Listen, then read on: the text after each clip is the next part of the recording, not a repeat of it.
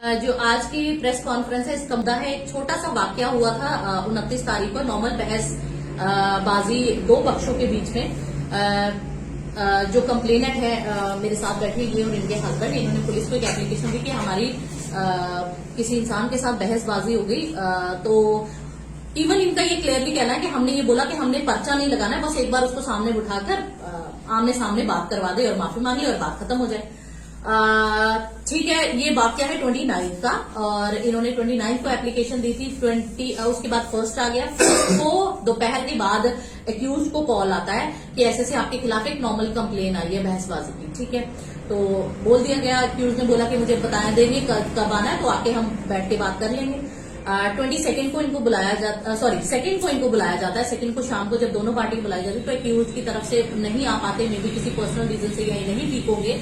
Accused जाता है, तब तक कोई पता नहीं होता कि एफआईआर हुई है या किन ऑफेंस में हुई है, कुछ नहीं बताया जाता। ये पूछा जाता है कि एप्लीकेशन की कॉपी दिखाओ या एफआईआर हुई है तो वो दिखाओ। पुलिस कुछ भी प्रोड्यूस नहीं करती। फिर उसके बाद ये वेट कर करके घर चले जाते हैं। उसकी नेक्स्ट डे कॉल आती है और ये बताया जाता है कि आपके खिलाफ 354 एक हीनियस क्राइम जिसे माना जाता है 354 दफा लगी है, मतलब आपने कुछ ऐसा हीनियस करा है कि आपके खिलाफ क्राइम अगेंस्ट वुमेन की सेक्शंस इम्पोज हुई है।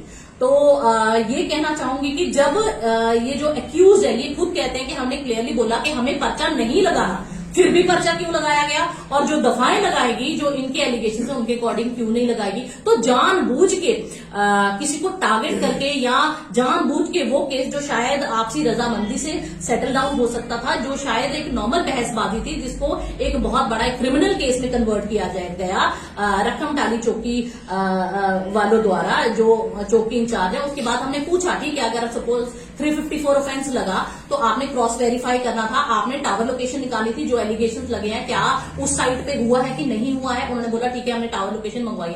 अभी तक ना तो टावर लोकेशन की डिटेल बताएगी। उसके बाद आई विटनेसेस को भी लाया गया। हमने बोला चौकी में खुद लेकर, हमने कहा अगर इनके बयान लेने इनकी यहाँ पे ये लोग वहां पर मौके पर मौजूद थे, चौकी अफसर को ये बोला गया कि इनके बयान ले लिए जाए ताकि आपके लिए ये इजी हो जाए। रिकॉर्डिंग्स तक पेश की गई, प्रूफ तक दिए गए, जो इनके साथ थे उन्होंने बोला कि ऐसा हुआ कि नहीं हुआ। फिर भी चौकी अफसर ने ना तो उनके अभी तक बयान लिए ना कुछ लिए। इनके पास जाते हैं तो इनसे भी कह रहे हैं कि एक दिन घर पे जाते हैं तो मैडम से साइन कराते हैं, तो क्या लिखा होता है इनको नहीं पता, उर्दू में कुछ लिखा होता है। जब ये पूछते हैं कि किस पेपर पे साइन करवाए जा रहे हैं तो वो कहते हैं कि ये सिर्फ इसमें डेट वेट का हमने वो कुछ चेक करना था, वो कर रहे हैं। इवन इन्होंने जिससे एप्लीकेशन लिखवाई थी वो कहता है कि उन्होंने भी ये बोला है कि हमने जो एप्लीकेशन थी उसके अकॉर्डिंग 354 तो दूर दूर तक नहीं बनता, नॉर्मल बहसबाजी की एक एप्लीकेशन उनको दी गई। तो यही कहना जो कि एक प्री प्लान तरीके से एक टारगेट या तो किसी को किया गया कि जानबूझ के उसको किसी हीनियस क्राइम में फंसाना है। मुझे नहीं पता इसके पीछे क्या वजह है, मुझे नहीं पता इसके पीछे क्या ऐसा कारण है, क्या ऐसा प्रेशर है जिस प्रेशर के अंतर्गत फंसाकर एक्यूज को भी फंसाया गया। और ये जो कंप्लेनेंट है ये भी खुद को फंसा हुआ महसूस कर रहे हैं, क्योंकि ये कहते हैं कि हमें कोर्ट कचहरी के चक्कर में नहीं, और हमारा इतना बड़ा कोई सीरियस मुद्दा ही नहीं था कि हम आगे बढ़ते। हमारा सिर्फ ये था एक बार आमने सामने होकर हमारी डिस्कशन करके इसको सॉर्ट आउट किया जाए। जबकि बहुत सारे ऐसे हीनियस क्राइम भी होते हैं जब दोनों पार्टी को बिठाकर रिजोल्व कराया जाता है। तो आप इनसे पूछ सकते हैं क्या ये लोग चाहते थे कि एफआईआर लगे या ऐसे क्राइम सेक्शन जो लगाई गई है वो लगाई जाए। तो आपसे ये पूछना चाहूंगी, तो चाहते हैं कि कोई एफआईआर